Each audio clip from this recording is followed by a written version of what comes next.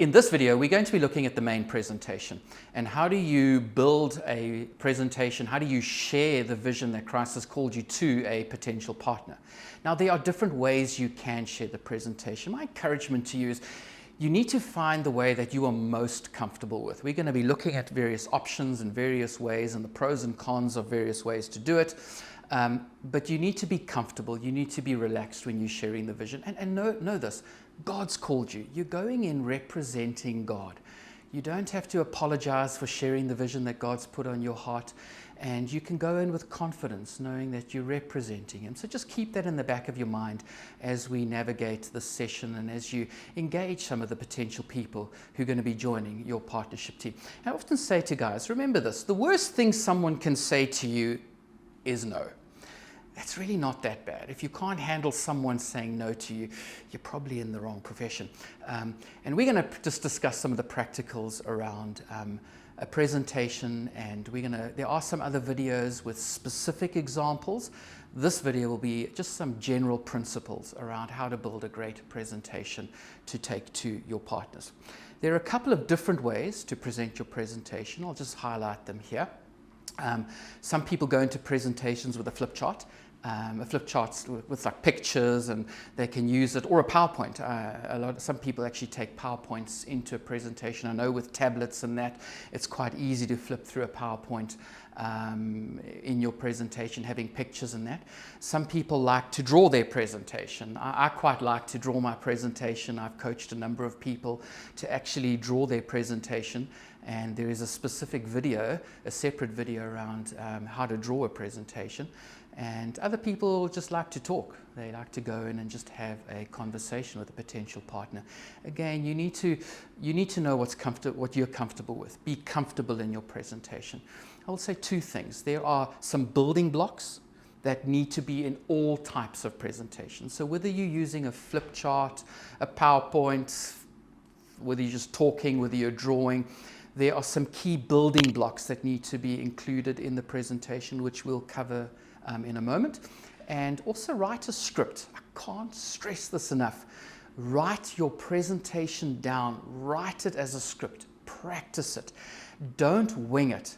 And you probably will go and wing it the first few times, but write down your presentation as a script, because then it gives you time to think through not just what you want to say, but how you want to say it.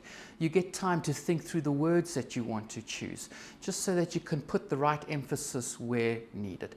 So include the right building blocks in your presentation, which we'll cover in a moment, and write your presentation down as a script, and then go and practice it with your support coach or with a friend, or do it with someone in your family and get some honest feedback about it. So let's cover some of the building blocks in your presentation.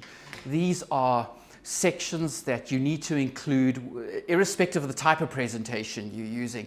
And so the first aspect of your presentation is painting the big picture, is painting the global vision of who we are as a movement. So this is where you will describe the mission of every nation, the call to the nations. We're called to plant churches and campus ministries across, and paint the big picture. This is a vital component of the presentation, because not only does it ignite your partner's heart for what God is doing at the nations, it also elevates their view to see the size and the scope of the ministry that you are a part of. And it also does something else. If a partner buys into the global vision of every nation, and they end up supporting you, and then in time to come, which happens to all of us, we change ministries within that movement. You might move from youth ministry to campus ministry, or from campus ministry more to church planting, whatever it is. You don't then necessarily have to go back and reshare the vision to all your partners, because they've bought into the global vision of who we are as an Every Nation movement. So it's important that you unpack this aspect of the presentation to start. So your partner knows, this potential partner knows what Every Nation is, the global vision, and they can see what we're about as a global family. The second thing it does, it also highlights to the potential partner that you are a part of an organization. Now, this is important, that people can see you're not just freelancing, doing your own thing, doing whatever you like. There is an accountability. You are accountable to an organization. Your ministry is submitted to an organization, that you're not just doing your own thing on the sideline. Because the sad reality is, when it does come to money, the general church worldwide doesn't have the greatest reputation when it comes to the management and stewardship of funds. And so it's important that you show them that you're part of a family of churches, a worldwide family to which you're accountable. There's governance in place that your potential partners can see, that when you say you're engaged in a ministry assignment, there are people that are ensuring that that ministry assignment is executed. As an example, you can say to your partner, John, as you know, I'm part of a worldwide family of churches, every nation, that exists to honor God by establishing Christ-centered, spirit-empowered, and socially responsible churches and campus ministries in every nation. It's a simple statement of our mission, and you can from there begin to thrash out a little bit about who we are as a global movement. The second building block in the presentation is where you fit in. So we've established what the global picture is. The second part of the presentation is where you fit in. So at this point in the presentation, you want to highlight certain strategic focuses that we as a global movement focus on. So for example, it might be church planting, campus ministries, youth ministries, community development. What you want to ensure is that the ministry assignment to which you're called there, which you're called to, is represented there. So for example, myself as a campus missionary, I would engage the partner by saying, some of the strategic focuses we have as a global movement is church planting, community development, campus ministries. And then you want to specify exactly where you are involved. What this does is it translates the global picture down to what your role is in the global picture. As an example, I'd say, John, we as Every Nation have a number of key strategic focuses. We focus on planting churches in the nation, establishing vibrant campus ministries, focusing on community development. But John, my specific role is in campus ministries. You see, what we've done there is you've taken the global vision, the big picture, you've translated down to certain key strategic focuses, highlighting the one that Christ has called you to. We're taking this potential partner on a journey through this presentation. The next building block in this presentation is, why are you doing what you're doing? So in my case, it's campus ministries. Why are we focusing on campus ministries as a strategic focus? And here you want to give a couple of reasons why your ministry assignment is important. So for example, if it's campus ministries, you want to explain to partners, well, that's one of the most strategic harvest fields in any nation. Most people come to Christ at a young age. You want to maybe raise the point of the future leaders, the people who are going to lead business and lead politics tomorrow on our campuses today. If we can reach those universities today, we'll change our nation tomorrow. The campuses are a rudder of any nation. You want to establish why it's important for you to be focusing on the ministry assignment that you're focusing on, and ask questions. At this point, you want to start asking key questions. John, why do you think it's important for us to focus on campus ministries? And it's important to ask these questions. I remember, I was just reminded of this presentation I did years ago. And it was with a lady in the Spur. We were sitting in the Spur, we were sharing the presentation, and she starts crying.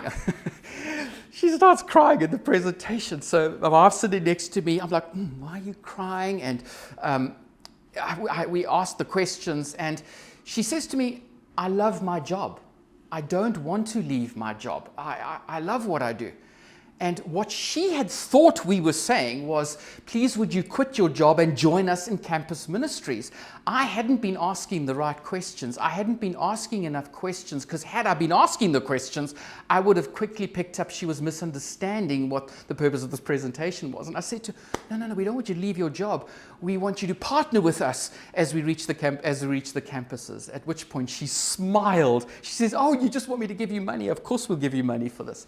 But at this point, it's important to establish why you're focusing on the ministry assignment to which you're focusing, give good reasons for it. And then you also want to touch on how you're reaching the campuses or reaching your ministry assignment. Now, just be careful here because you don't want to take too long. Okay, I'm sure you're doing lots of things in youth ministries and campus ministries. You just want to highlight one or two things that are important. I do encourage you to tailor your presentation to the person you are presenting to. So, for example, there was a man who joined our partnership team, and when we did our presentation, he'd shared the story of his son. His son was a drug addict and had been kicked off the campus that he had been placed onto. And the interesting thing is, a month before that, we had just dealt with a situation on UCT in our campus ministries where we had engaged the university of bringing an individual back who'd also been kicked off the campus because of a drug addiction. And I was able to tailor the presentation around that, so he immediately had context. He immediately related to what we were saying. But at this point in the presentation, you've shared the global picture. You've shared who we are as an every nation family of churches. You've translated that down to what your specific involvement is in that global vision. And you've described the why and the how you're focusing on that specific ministry assignment.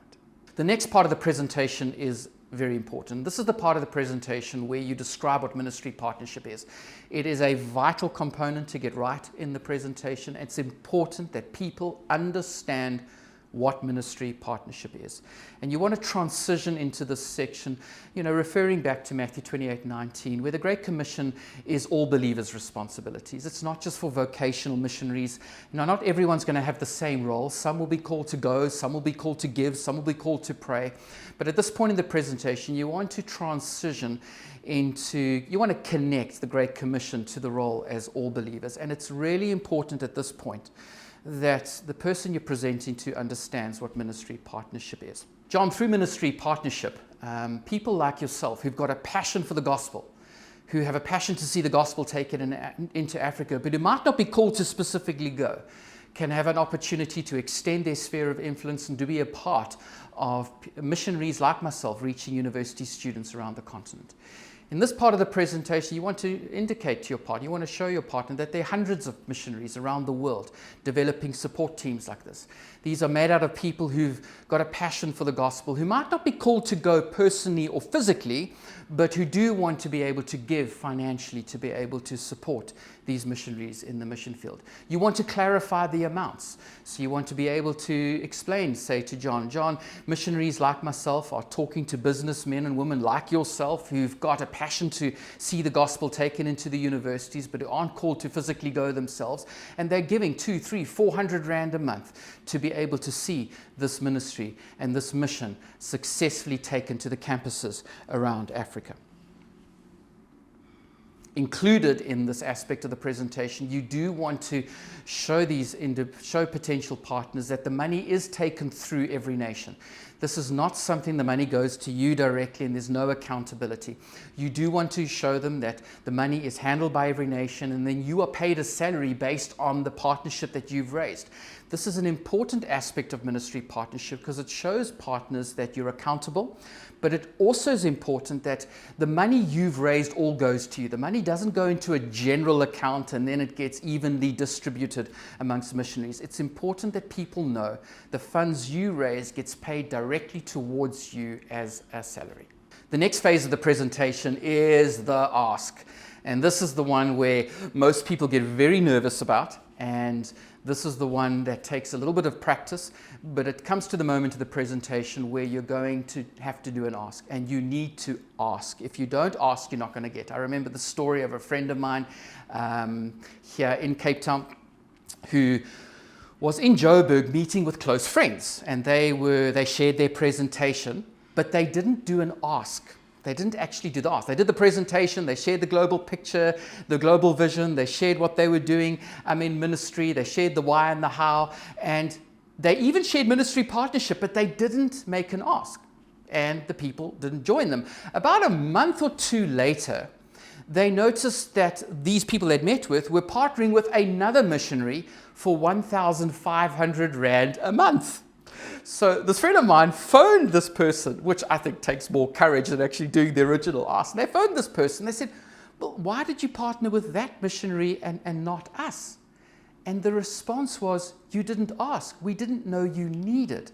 If you don't ask, you're not going to get. So at this point in the presentation, you are going to need to do an ask. You need to close your materials, if you're using a flip chart, put your flip chart aside, put your PowerPoint aside, look the person in the eye and make a direct ask. Be very clear. For example, John, at this point, will you be able to financially support us for 300, 400 or 500 Rand a month?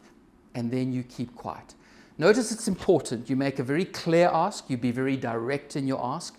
You set the amounts. You do need to specify the amounts that you're asking for. If you don't do that, you run the risk of someone thinking that you're asking them to support you in your entire salary, which most people can't do. But when people realize you're actually asking for smaller amounts, it's far more doable. So you want to clarify the amounts. You want to be very specific, very direct in what you're asking. And once you've asked, you don't say anything. You zip it. And everything inside of you is going to want to start talking again, because there might be an awkward silence. But the next person to speak is your partner. Resist the temptation to re-engage and to try and explain why you've just asked for money. Remember, God's called you. You don't need to apologize for the mission to which He's called you. You've asked with grace, you've asked with honor. Let the person respond. The worst thing they can say is no. So once you've done your ask, you've closed your materials, you've put all your pictures and that aside, make a specific appeal, clarify the amounts, and then let the next person to speak be the person to whom you're presenting. The next aspect of the presentation is handling responses. Now, some people are going to say no, but that's not so bad. I mean, the worst thing someone can say to you is no. It really isn't that bad. If you can't handle someone saying no to you, probably in the wrong job.